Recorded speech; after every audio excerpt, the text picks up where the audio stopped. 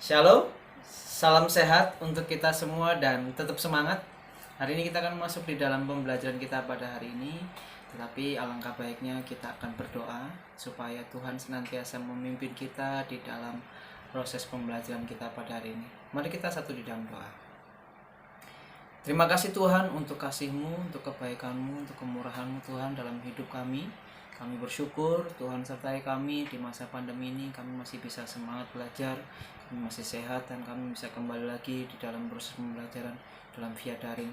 Tuhan berkati dari awal, pertengahan hingga akhir. Hanya di dalam nama Tuhan Yesus kami siap untuk belajar pada hari ini. Haleluya Tuhan, amin. Lanjutkan materi kita di bab yang ke-10, yaitu sakramen dalam gereja.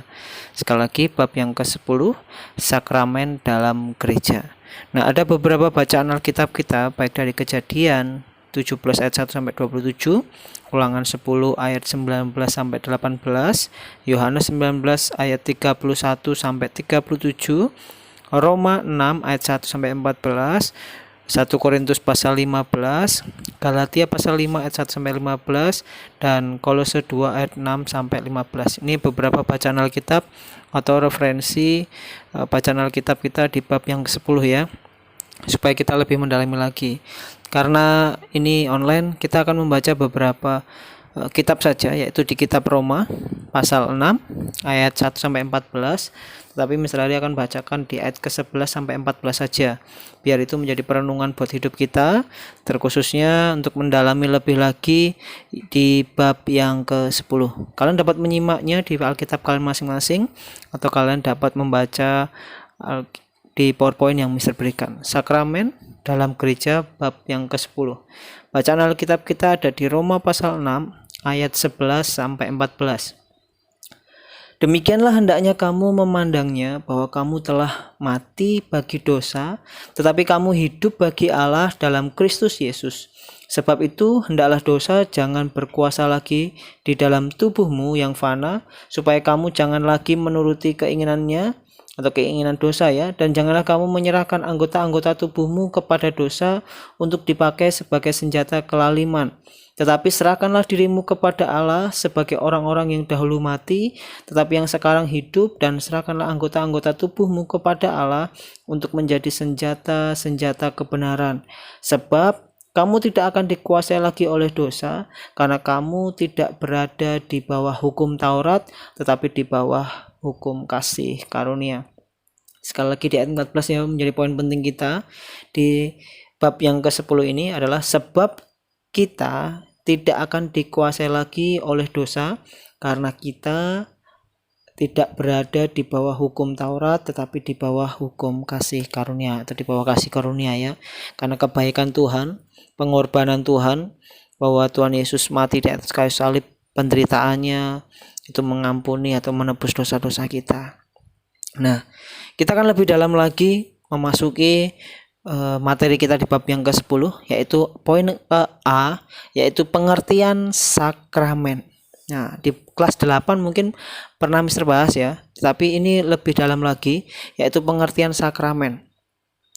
Istilah sakramen ini tidak bakal kita temukan di beberapa Alkitab kita, atau di ayat Alkitab kita dari baik perjanjian lama maupun perjanjian baru, bahwa sakramen ini tidak dapat ditemukan. Kata atau kalimat sakramen ini tidak dapat ditemukan di Alkitab. Nah, istilah ini berasal dari budaya Romawi. Dalam bahasa Latinnya adalah sacramentum, yang memiliki dua arti, yaitu sumpah setia prajurit kepada panglimanya yang diucapkan di depan panji-panji kaisar, dan yang kedua adalah uang tanggungan yang diletakkan di kuil oleh pihak yang berperkara di pengadilan.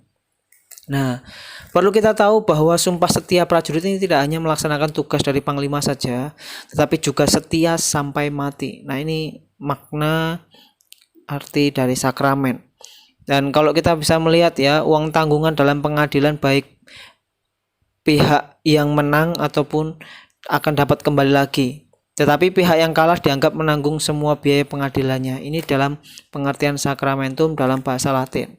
Nah, sakramen juga dijabarkan dalam kata saker atau kudus, yang artinya perbuatan atau perkara rahasia yang kudus yang berhubungan dengan para dewa. Nah, di kemudian hari Kata sakramen juga dianggap sebagai terjemahan dalam bahasa Yunani ya. Jadi yaitu di dalam bahasa Yunani mysterion, yang berhubungan dengan suatu kegiatan suci atau membuat suci hal yang suci, penggunaan yang suci, mempersembahkan kepada dewa-dewa. Ini dalam konteksnya pada waktu itu Romawi ya, bangsa Romawi atau yang menjajah bangsa Israel pada waktu itu. Tetapi pada mulanya atau oleh gereja mula-mula ini disebut dengan sakramen yang bersifat rahasia, bahwa segala rahasia yang berhubungan dengan Tuhan, yaitu upacara, kebaktian, dan ritual lainnya itu bisa dikatakan sakramen. Nah, sakramen juga terdiri dari beberapa simbolis, yaitu seperti air, roti, atau anggur. Dan aktivitas kegiatan atau upacara yang diadakan oleh gereja. Ini beberapa hal yang perlu kita perhatikan. Jadi beberapa, yaitu tadi air, roti, dan anggur. Ini identik dengan hal ini ya, sakramen ya, sampai era sekarang ya. Nah, perlu kita ketahui bahwa dengan sakramen ini Allah mengendaki agar orang percaya atau kita yang percaya kepada Tuhan atau yang beriman kepada Tuhan, ini kita semakin menyadarkan hidup kita yang kepada Kristus atau kepada Tuhan karena iman kita. Oleh karena itu, sakramen tidak dilakukan dengan sembarangan. Makanya mengandung perwujudan iman seseorang secara pribadi kepada Kristus. Itu sebabnya perlu kita ketahui bahwa sakramen tidak boleh dilakukan dengan sembarangan, karena itu mengandung perwujudan iman seseorang secara pribadi kepada Kristus. Nah, lebih dalam lagi bahwa sakramen baptisan. Jadi poin ke B. Perjanjian Lama tidak menggunakan istilah baptisan seperti dalam Perjanjian Baru. Jadi baptisan ini adalah tanda sakramen dalam Perjanjian Baru yang dapat dikatakan sejajar dengan sunat dalam Perjanjian Lama. Jadi ada kaitannya ya. Kalau pada waktu zaman Perjanjian Lama, sunat itu membuktikan ada perjanjian manusia dengan Tuhan, yaitu kisahnya Abraham. Pada waktu itu sunat diperintahkan Tuhan kepada Abraham dan dilanjutkan atau dilaksanakan oleh semua keturunannya sampai seterusnya sampai sekarang. Bahkan kita yang dari wilayah Jawa, wilayah Barat, mereka juga menganut sunat. Bahkan saudara kita, yaitu saudara seberang ya, agama Muslim pun juga menganut sunat sebagai perjanjian atau perintah daripada Tuhan. Nah, tetapi sakramen baptis ini ada hubungannya dengan Perjanjian Baru. Kalau kita ketahui dan ada hubungannya dengan sunat ya, sunat tidak menyelamatkan, sebab sunat hanya tanda pengukuhan perjanjian Allah dengan Abraham pada waktu itu dan keturunan-keturunannya yang beriman kepada Allah. Itu sebabnya sebelum Abraham melaksanakan sunat, ia telah beriman terlebih dahulu kepada Allah. Itu sebabnya sunat tidak menyelamatkan, karena itu sebagai wujud. Nah, sama halnya tadi sakramen baptis. Jadi baptis itu sebagai tanda sakramen di dalam Perjanjian Baru yang dikatakan sejajar dengan sunat dalam Perjanjian Lama. Kalian dapat membacanya di kitab Ulangan pasal ke-10 ayat yang ke-16. Nah, kita lanjut. Di dalam istilah baptisan diambil dari bahasa Yunani, yaitu baptiso. Jadi jangan lupa ya, kata baptisan ini diambil dari bahasa Yunani, yaitu baptiso, yang diartikan yaitu dimandikan atau dibersihkan, kata baptiso ya dalam bahasa Yunani. Nah, membaptis itu berarti menyelupkan ke dalam air. Kita tahu bahwa baptis selam ataupun baptis percik, yang penting dengan air, ini bagian simbol dari dimana sama halnya disucikan atau dikuduskan. Nah, baptisan ini biasanya dilakukan dengan menggunakan air ya. Baptisan melambangkan kematian orang percaya terhadap dosa dalam kematian Kristus dan kematian orang percaya untuk kehidupan yang baru. Kalau kita membaca di Roma tadi ayat yang ke-14 yang Mister ulang-ulang ya. Sebab kita manusia yang percaya kepada Tuhan, kita tidak dikuasai oleh yang namanya dosa. Jadi kehidupan yang terus dosa terus. Kalau hidup kita seperti itu berarti kita masih ada di dalam orang di luar orang percaya. Tapi kalau orang percaya ketika kita melakukan dosa, mungkin nggak ngerjakan PR atau mungkin melawan orang tua, rasa nyesel, rasa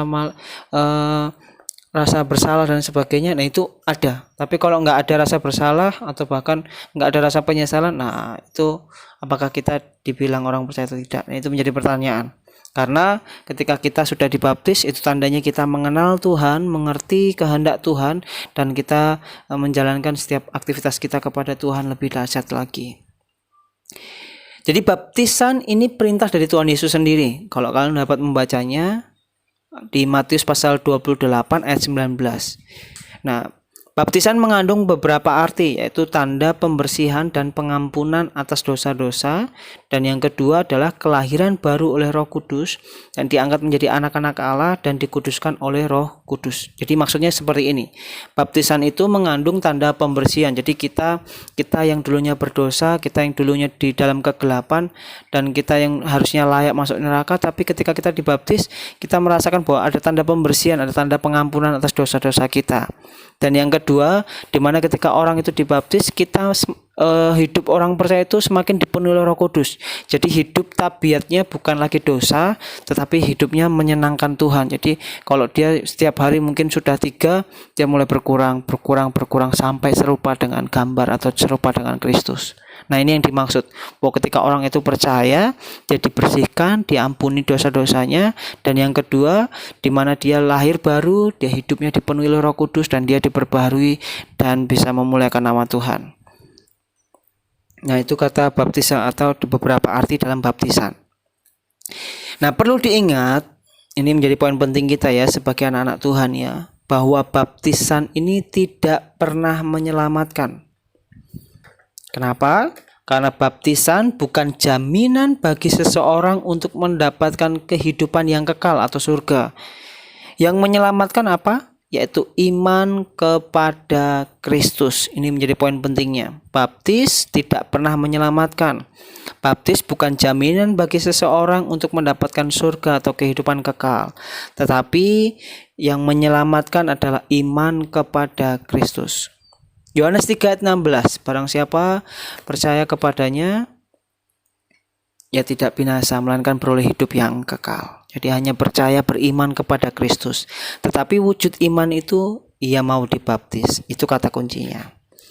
Baptisan mempunyai 2 makna, yaitu mempersatukan orang beriman kepada Kristus, hubungan kita yang retak atas dosa, kita dijembatani atau kita mulai beriman kepada Tuhan dan kita mulai berhubungan dengan Tuhan lebih baik lagi. Dan yang kedua, mempersatukan orang beriman dengan tubuh Kristus. Poin yang yang terakhir, yaitu sakramen perjamuan kudus. Sakramen perjamuan kudus ini perlu kita ingat bahwa ada kisah di mana Tuhan Yesus bersama murid-muridnya yang memecahkan roti dan berkata, inilah tubuhku yang kuserahkan bagi kamu, perbuatlah ini menjadi peringatan akan aku. Lukas 22 ayat 19. Jadi menjadi poin pentingnya adalah sakramen perjamuan kudus ini untuk mengingat akan penderitaan Tuhan, untuk mengingat akan kebaikan Tuhan, akan kesetiaan Tuhan di dalam kehidupan kita sebagai anak-anak Tuhan, dan kita diselamatkan oleh pengorbanan Tuhan Yesus.